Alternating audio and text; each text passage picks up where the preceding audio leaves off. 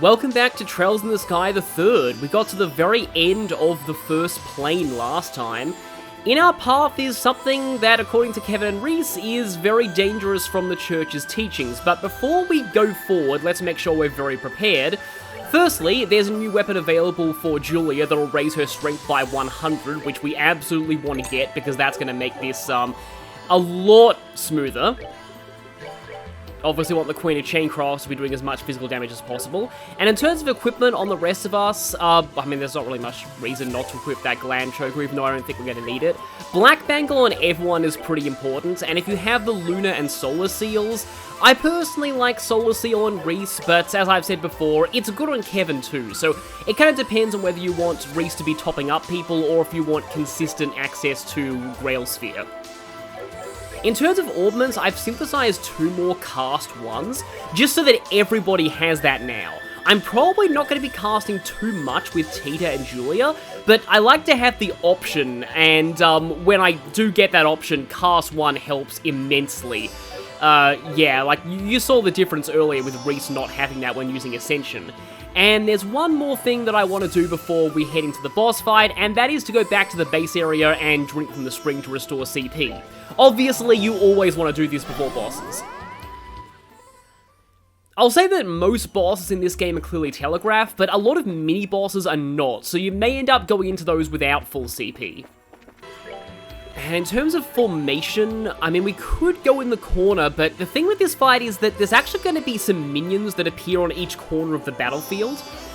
They'll be able to hit us a lot if we're bunched up, and we may end up having to move a little bit. And the only AoE buff spell I really have at this point is Julia's Attack Orders, which hits the entire field anyway. Although being closer together is going to mean easier chain crafts.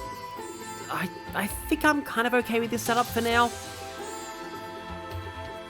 I'm not really sure, like, this boss mainly goes for single target attacks, at least early on.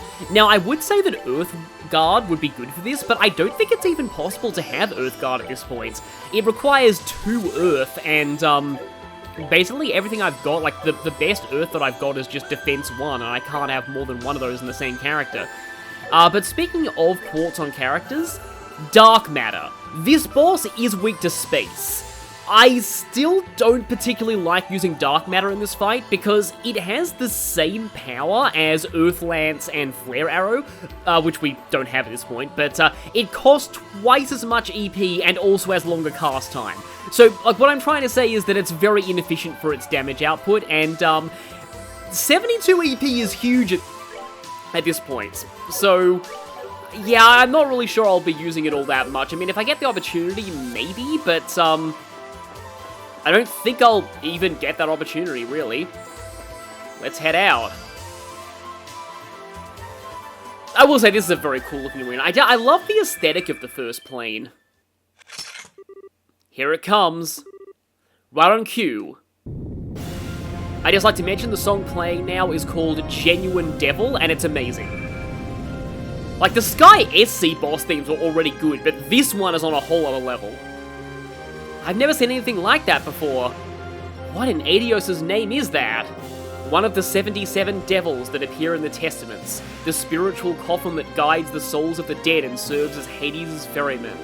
Bennu, the Casket of Sorrow. Who'd have thought the day would come when I'd end up coming face to face with a genuine devil? Bring it on, let me show you what a servant of the goddess can do. So, this is Bennu, the boss of the first plane. I would recommend having information on for any major boss fights because the descriptions give a lot of hints as to what to do here. Hard to damage with arts and drained HP from its prey. Yep, we've got another HP drain boss. I know anyone who's played Sky SC is going to hate this, but it's only single target draining, thankfully. So, the first port of call in this fight is to kill off these statues. They are basically exactly the same as the pseudo-Rudos in the main dungeon. They just have Geezer at the end of their name, and they're part of this boss fight and thus count as different enemies for the enemy log. But, yeah, like, honestly, you want to take them out quickly because they're more of an annoyance than anything else. 2 water arts should be able to deal with them. Okay, Bennu itself is coming now. Yeah, there's Covetous Tongue. So you kind of need to out-damage that amount that you just saw there per turn, because there's not really much way to avoid that. Okay, 2 of them are crossing over their fires right now. I think 2 shots will do. I don't know if 2 shots will do it. See, here's the thing that I'm worried about. I'm worried that if I kill it with the 2 shots of Aqua Bleed, the third's going to redirect onto Bennu and barely do anything. But now that Julia's going, let's go for attack orders. This 10% speed buff is not the best, but it will get us started. The thing to remember about attack orders is that it doesn't actually buff Julia herself, so you will need to cast things like Clock Up or later on Fort for a strength boost on her. Okay. That's actually good. I didn't 2-shot it. And there we go, that's 1 of them down. Still going for Covetous Tongue. Tita's main role here is to be a bit of a healer. Now, in terms of... Oh boy, we've got all of those going if we're trying to Aqua Bleed again. It's decently easy to avoid their flames just by walking away, provided that you have enough speed to get your turn in before theirs. This is why being speed buffed or, you know, having a high speed stat in general is really good, because it gives you the time to get out of the way of area attacks like this. I mainly want to take out these statues just so that we waste less time walking away from their flames, though. So, at this point, and this is going to be kind of weird sounding, but I honestly might end up just cutting ahead until all 3 of the remaining statues are gone, because it's really not that interesting. It's just a slow process of wearing them down one by one. And I'm not really going to start fighting the boss until I've got rid of all of them. Yeah, that fire actually does hit pretty hard if you're in range of it, so that's why I would recommend getting out of the way if you end up in range of multiple of them at once.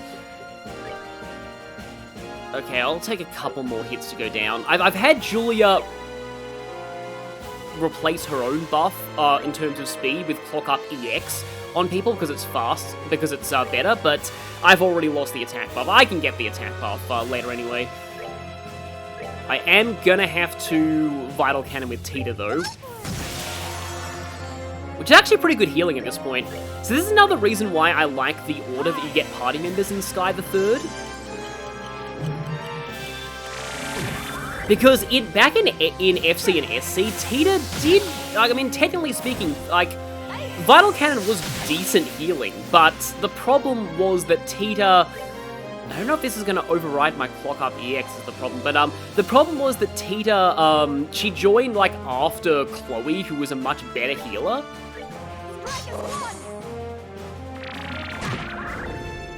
And by the time Tita rejoined in SC, there really wasn't, like, that much in the way of, like, there were other better healers who had joined as well. It's just, she didn't really get much of a chance to shine, but here, I'm gonna try Cross Get Rage 2 and see if Delay will work on you. But yeah, here, she joins before any other major healer does, so Vital Cannon is actually pretty useful.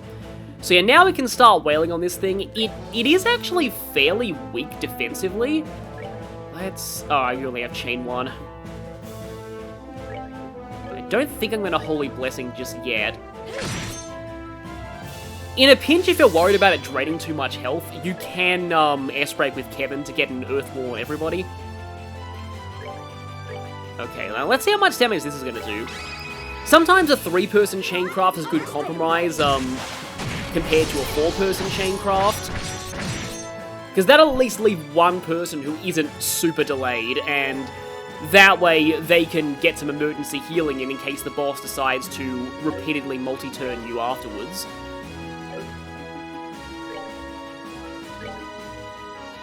I could probably get rid of it with another chain, but I'm actually gonna Sacred Breath now just to keep us topped up. Now that I've said that, you may be aware of what's gonna happen, although it just did that. Okay, I hate when it does that, because, yeah, physicals are the main way to deal with this thing, and it's kind of hard to do that when it's very far away. Can I even get into... Not really. If I move closer, though... Okay, I may be in range to Chaincraft. So if I choose, like, let me just show something here. So if I do you, and then Reese, I actually won't be able to get it in the area because it's the last person you select for the Chaincraft who determines, like, how close the enemy needs to be. But if I select you first, and then Julia... Oh, I still can't actually get within it. Oh yeah, so you actually... Wait, no, my bad. You actually do need everybody in the chain to be within range of the enemy. Now, hopefully this should do it.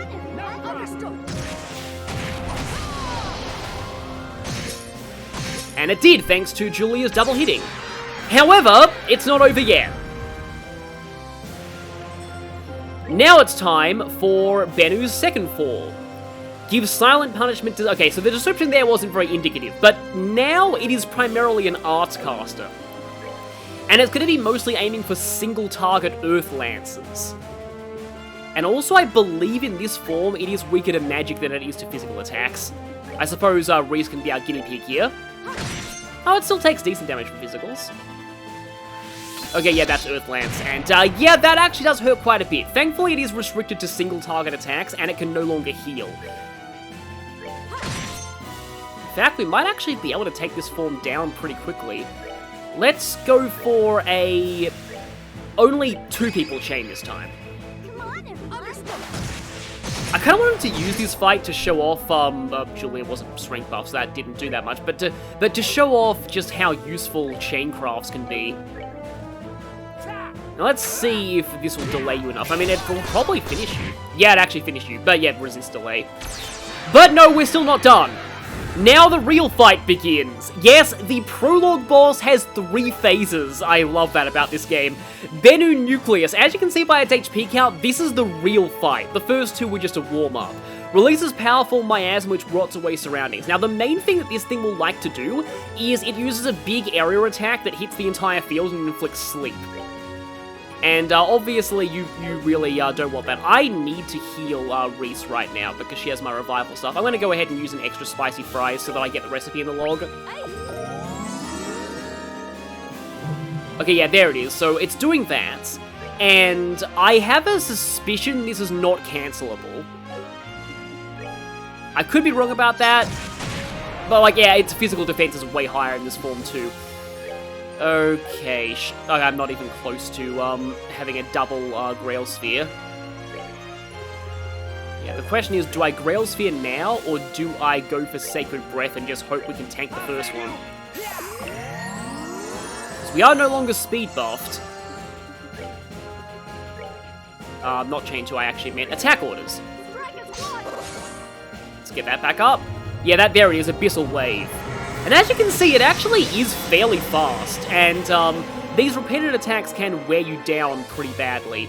Let's Holy Blessing Kevin, just in case I need to use a Panic Double Grail Sphere at some point. Kevin can also, like, I haven't actually shown Sacrifice Arrow yet. It gives other people 40 CP. It costs a lot more than Holy Blessing, though, and honestly, it's kind of weird. I don't find myself using it that often.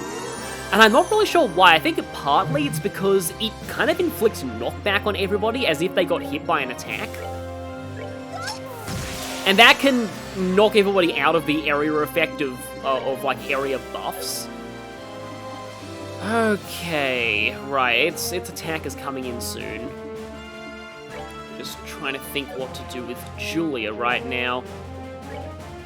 Because, yeah, Julia herself is no longer speed buffed. Yeah, you see that resist there? That would have been sleep if I didn't have the black bangles. So definitely have those for this fight. Otherwise, you will have to deal with everybody falling asleep when they get hit by that, and that's really, really bad. Okay, we are speed and strength buffed. I kind of prefer to use Tita to do most of the healing right now because her damage isn't as good.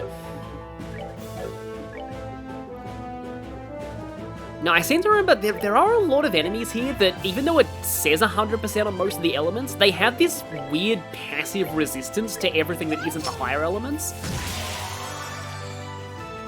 It's kind of hard to describe, but if you try using the regular elements on the skeletons earlier in this floor, they don't really do as much damage, but that damage is fine. Okay, so the question is, Right, because Tita... I need Tita for healing. Let me see how much I do with a...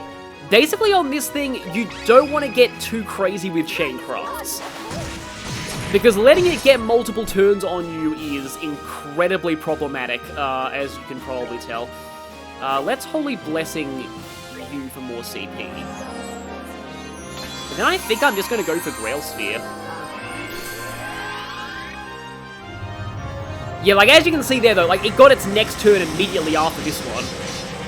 So it's going to go straight into a charge.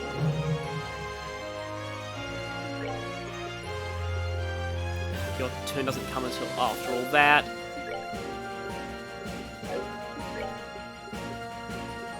I think I'll just have you cast for a bit. Okay, yeah, Kevin no longer has CP. But at this point, I don't want to be too passive here. I kind of need to start fighting back. Yeah, Abyssal Wave is the only thing it can do. But if we keep hammering on the damage and we keep healing... In fact, I might actually need to Holy Blessing Tita at some point, because I need to keep her healing.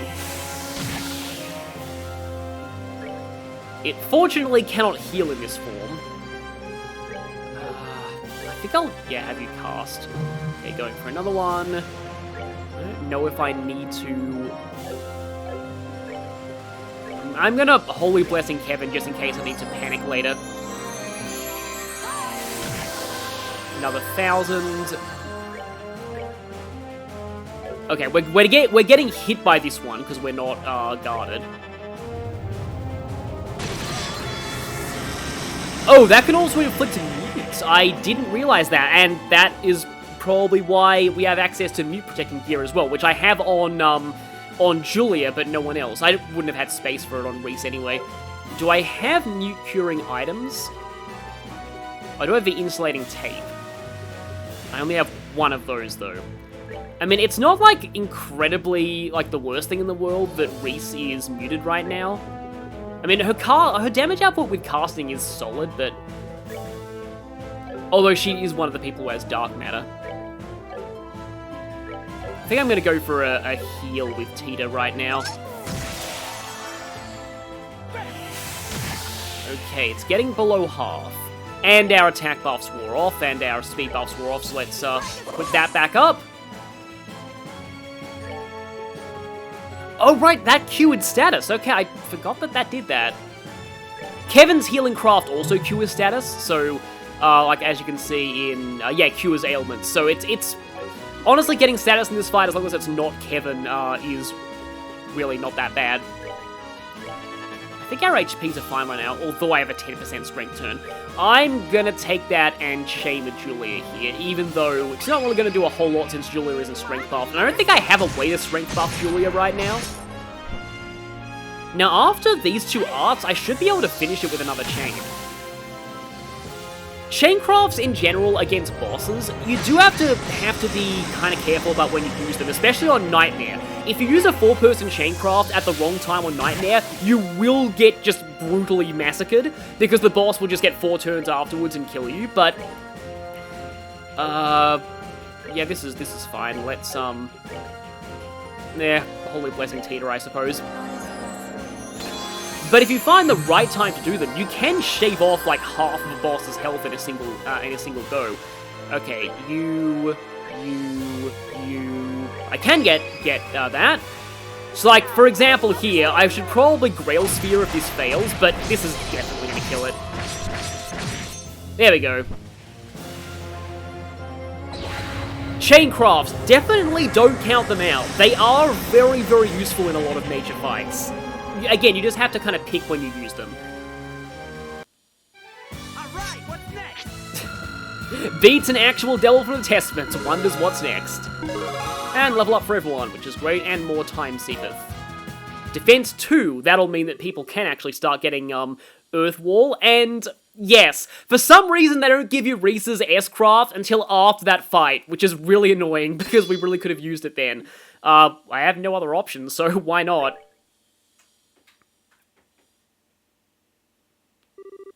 Ugh.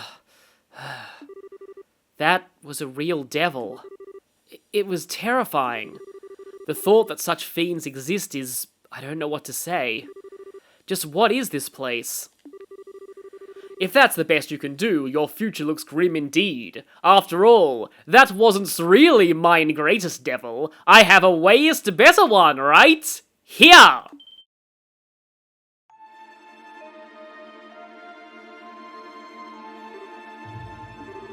It's that man! Is he the one you said you saw when you were first sent here? Who are you? Speak your name! Heh. I believe common decency dictates that one states their own name before asking for another's, does it not? That is the most formal way of saying, give me your name and I'll give you mine I've ever heard. Or perhaps you were aware that I already know yours, Captain Julia Schwartz. Whoever you are, you've done your research. What do you want with us? Was that devil we just fought your doing? Is all of this your doing? Heh, calm yourself, Kevin Graham. Your suffering is only just beginning. It's far too early for you to be losing yourself to despair. What are you talking about? Oh, Reese gets straight to the point. Gah. Now's not the time to be reckless, Reese. A Templar sword of the Septian Church, I see. Your skills aren't bad, but they're still a far cry from your sister's. You know her? How? All will be revealed in time. The banquet of despair in this fair land of Phantasma is only just starting. My lord wishes to see you suffer, to writhe with agony, to cry out fruitlessly for your suffering to end. Do deliver now, won't you? Wait! You intend to flee from us? I shall tell you one thing before I depart. My name is Schwarzritter. I am a guardian of Phantasma and loyal servant of its great lord. And with that, I bid you farewell. Bah. He disappeared. We might not have learned much about him for that encounter, but one thing seems plain as day. His real identity, I mean, it's so obvious. I mean, he shouldn't even bother with the mask. It's glaringly obvious that that guy is really a time-displaced Rin Schwarzer. I mean, come on, he's got the hair, he's got the sword, he's got the edginess. He's come from the future to headpat us all. We have enemies in this place, and it's not just the fiends. Apparently. And what's more, it sounds like they're going to be hell to deal with, literally.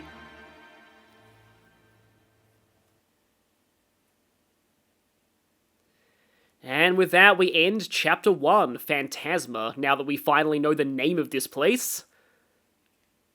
And next time we'll be exploring more of Phantasma, and finding out a little bit more about Kevin's past. So look forward to that. See you all then.